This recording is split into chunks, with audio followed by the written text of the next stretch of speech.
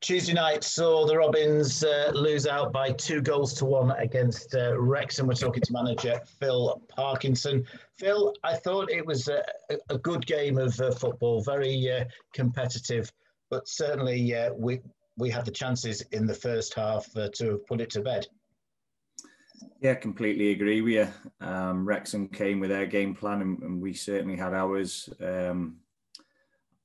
I came away really pleased with the performance, but we've just seen how easy it is to lose a game at this level if you don't put your chances away. I think there were 4 good efforts and chances in the first half.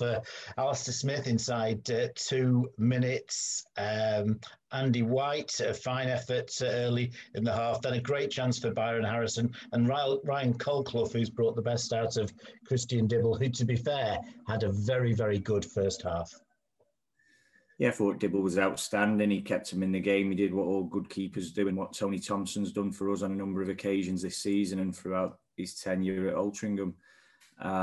But listen, we can't legislate for people missing some of the opportunities we had, and that's how football can bite you in the backside. I mean, Wrexham are all about restarts, set plays, obviously percentage football, and we're a possession-based team, and it went that way. We had probably, I'd love to see the statistics, it must have been about 70% possession, but that's all well and good if you don't score the goals, and we know that, so I'm not going to harp on about styles of play too much, but I was really pleased with the performance levels we hit, and the performance levels we hit suggested that we should have won the game, let alone get a draw. So it's really disappointing to come away with nothing. And the chances we created, you've got to score them. You've got to score some of them chances.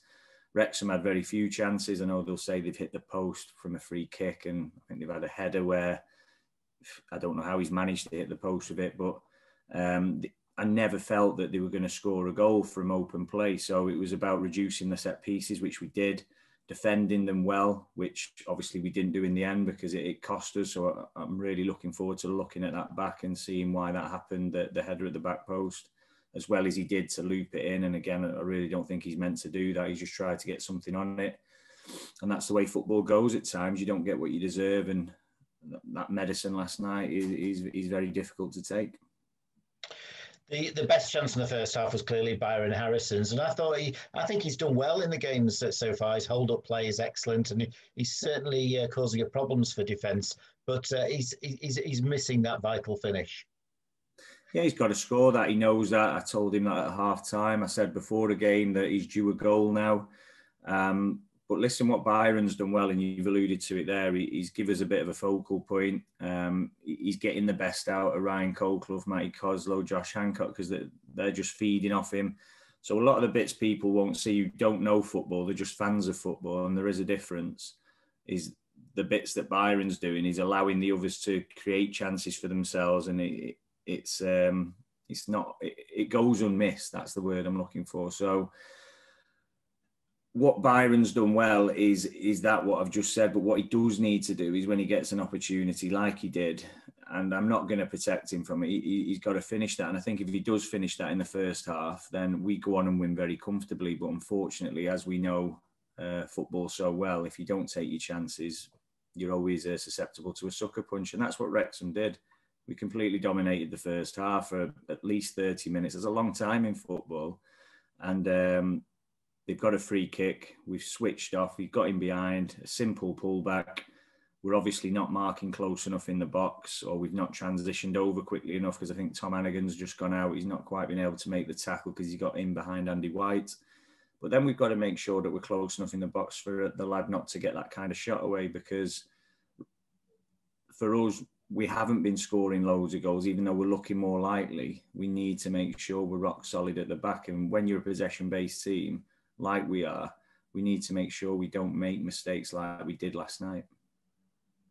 Concentration is very important in football, and the higher you go, probably the more important it comes. And we did switch off for a second or two, and that proved fatal on that first goal. It did, and like I said, they've played ever so well. And believe it or not, last time we played Wrexham and we won, I was quite critical of the group. Whereas last night I found it very difficult to be critical of them because they played ever so well and deserved to win. And that's just a credit to this group of players, because a lot of them were playing in the MPL 3 seasons ago. But we knew when we recruited them that they would be able to cope at this level. And we're showing we are. And we're really disappointed that we've lost to Wrexham, who we shouldn't be getting anywhere near on paper with budget size of clubs. But we went there knowing that we'd be disappointed if we didn't win, and we're bitterly disappointed with that. And that's the biggest thing that I will take. That's how far we've come this season, that we're playing a team like Wrexham and we're finding it hard to stomach that we've been beat by them. Once Wrexham got ahead early in the second half, the 2 wing-backs who'd been pushing on dropped to right-backs. It was almost a back 5. But we exploited that. Joel Senior started getting into the game, and Ryan Colclough has equalised with a terrific finish. That's 3 great goals from him now. Stockport, the one at Torquay, and last night. Yeah, and that should have been enough. I mean, as well as we played, I would have took a draw just because we weren't finishing them off. And when Ryan gets that goal again, I didn't see him scoring another goal. So, hey, listen, Wrexham, as I said, are a massive team. They've got some good players, and we should have seen that game out at 1-1. And if we could have got the victory, great. But to lose at the end the way we did, after such a superb strike from Ryan as well. I mean, you've just said it there. He scored some absolute great goals, and we've been very lucky this season, haven't we? When you look back, Joel Senior's at Chester, Connor Hampson Sutton, Ryan Colclough scored a couple. If people are actually buying the streams, like I know they are, that they're getting that value for money, because I feel we're an entertaining team to watch. And as disappointed as I am, and I don't want it just to be about entertainment, but we want to give people a reason to actually watch us. And that's what we're trying to do. We're not just trying to go out and do enough to win a game. We want to entertain people. I want to go midweek, weekend, and enjoy my team playing. And that's what me and Neil have always strived to do. And I think our fans can see that. And as disappointed as they'll be with the result, they can see that we didn't get what we deserved last night.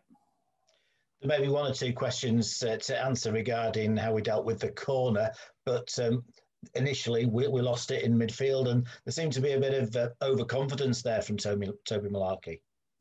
Yeah, probably inexperience, and we believe a lot in our players. I mean, Toby and Ali at Barnet absolutely ran the show, and they did last night for long periods of the game. I mean, their midfield, they've got some real dogged midfielders in there. Again, complete contrast to what we try and recruit.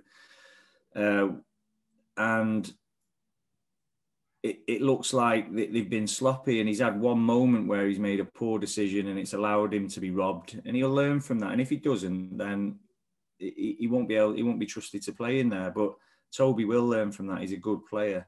So Toby's equally comfortable playing centre half as he is holding centre midfield, and he'll be a powerful player at this level and above in both positions.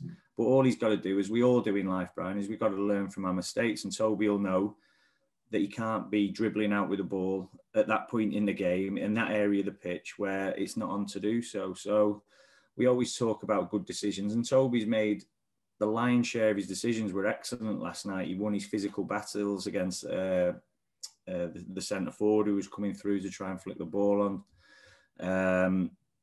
And he did really well. It's just a shame that people remember that one mistake that he made. So, like I said, all we can ask Toby to do is learn from that.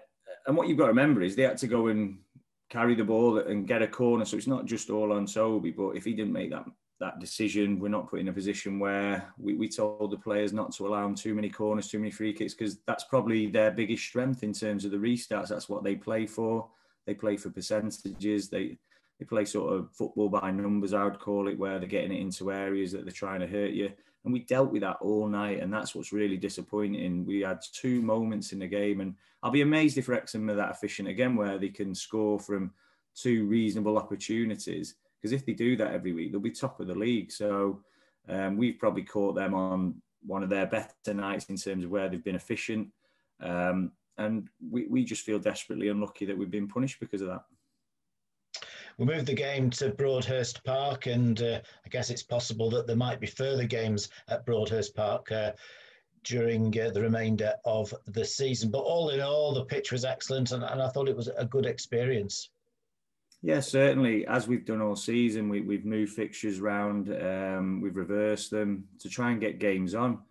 I don't think they were particularly pleased that we'd moved the fixture, and they were trying to get the game off because I probably presumed that we were trying to get some form of advantage with our pitch being the way it is.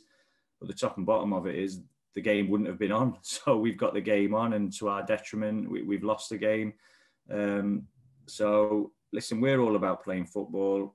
We know we need to get our pitch sorted. It's something that the board of directors are always talking to me about, and obviously they're telling me the plans that they've got in place. So it's not something we're being negligent about. It costs money, and it's something that obviously at that level of the football club, they're looking to do something, and hopefully we do it sooner rather than later. And maybe this would be the opportune time to do it, where we have a ground at our disposal because that league can't play. It's close enough in terms of location. The facility's great. As you said, the pitch played really well. And it's a pitch that you would see at most levels at this football. So I think it just makes sense. But what I think doesn't really matter. It's at board level where these decisions will be made. And to be clear, times are clearly very, very different right now. We've moved these games because of the situation that we're in. If fans were at games, we wouldn't be looking to move from the J. Davidson Stadium. Well, we wouldn't be able to, for one, would we? But no, not at all. Listen, we love our ground. It's just our pitch needs sorting out. So that's the position we're in. We've had an unprecedented amount of rainfall. I mean, you look at Stockport County's pitch, it's probably one of the best in the league. They're struggling with that. It's nowhere near as bad as ours, obviously. And if Stockport, with the backing they have, the finances they have, they're struggling to keep their pitch the way it is, and it's still, as I said, miles better than where ours is, then obviously we're struggling with it. And it's something, we're in a time where we need everybody to come together and help each other out. And as soon as we can get back playing at our stadium with our fans in there, that's what we want. That's what we crave. So it's certainly nothing to do. We don't want to be at our ground, our stadium. Hey, listen, we comfortably beat Wealdstone there on a pitch that, in my opinion, was unplayable that night. But for some, we were able to get through it. We played it really well. But you won't keep getting away with that. And teams shouldn't have to come and play on pitches like that where they're churned up. And at this level of football, I remember when we went Rushall a few years ago in the MPL, and I was appalled by the pitch and the standard at that level. And I'm not saying it's quite that bad all over the pitch, but we need to make sure, for a football club of our size and our standing and what we want to be sort of respected for, we need to make sure our pitch is of the required level as well. You mentioned Edgeley Park, and I was quite surprised at the state of Edgeley Park, not for Saturday's game against Yeovil. It was in very poor condition. And they played Yeovil Town, who, of course, are our next opponents. They're on the back of 2-1-0 reverses, tough fixtures at Stockport County and Eastleigh on last night, on Tuesday night. But they're a side that's started badly, but in a good run of form. Yeah, another massive team, similar to what we've been playing against at the top end of the table. So that you wouldn't imagine Yeovil to be in that position, but they are for whatever reason. I don't know what's going on at that football club, and I wouldn't like to hazard a guess. But listen, they'll be respected as everybody else is at this level. We'll make sure we'll do our due diligence. We had somebody at the Stockport game, as we were at the Wrexham game earlier as well. So we've had them watch. We'll get the reports. We'll do everything that we always do. But I think we've seen last night what I've been saying all the way through, win, lose or draw, that it's so close, this league. And the fine margins have cost us last night. And I know that's a bit of a cliche and something that managers use quite a lot in terms of fine margins, detail, etc. But we've been stung by two not even mistakes, two lapses of concentration, and you can lose a game. We've won games 1-0, 2-1. You can see what Yeovil are like in terms of that they've turned it into a very dogged game now, where they're very direct and they're not giving much away.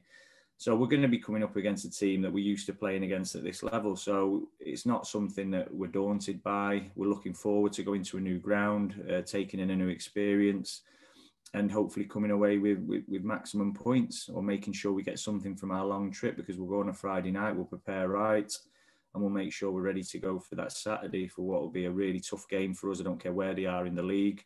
And if we don't do anything right, and I keep saying it to you every interview, we get undone. So the good thing with this group is it's resilient, it'll bounce back. And we will prepare right, and we'll do everything we've got to do, and we'll punch above our weight as much as we have to, because that's what we have to do every week. And like I said, if hard work, perseverance, attitude, attention to detail, all the things I've said every single interview this season, if all them things have got any kind of meaning, then we'll get something. And the great thing is, I'm sure we went into the season thinking, well, knowing that every game was going to be hard, but expecting to be on the back foot in a lot of games. And that's just very much not the case. I mean, we're really disappointed that we've lost 2-1 against Wrexham, but we have set the tempo for that game. We've set the agenda, and we'll come out on the wrong end of result. That happens. But the way the season is panning out is so much better than anybody could have realistically expected. Yeah, I think everybody, and I certainly set that tone with trying to temper expectations. But inside the camp, we always knew that we were going to do well. We knew that we've got players that could adapt to this level. It was just about being patient and waiting for them to get there. A bit like that first season when we had a new group, and it probably took a week, but it felt like a lifetime because the expectation at Altringham's very high. And again, because we've come up a level, the expectation's gone from, can we survive? Which again, I've set the tone for that because I didn't want people getting carried away or upset if we couldn't hit the height straight away. But to that realistic expectation that what I said from the off, I want to change the sort of idea of Altrincham from being a yo-yo team to being an established team at this level and potentially the one above. But we've got to establish ourselves at this level, and that's not easy. It's difficult every week. In the position we are, with the things that we're facing with regards our pitch, our finances in terms of not being able to compete with the full-time boys, the wages that we pay.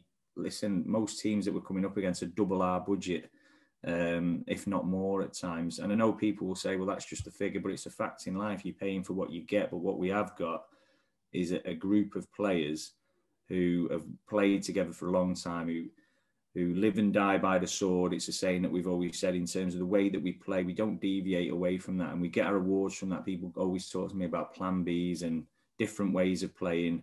What we do with the time that we have, we heavily focus on what we do well, and what we'd like to think we get it better and we get it done to the highest level possible, which churns out results more times than we don't.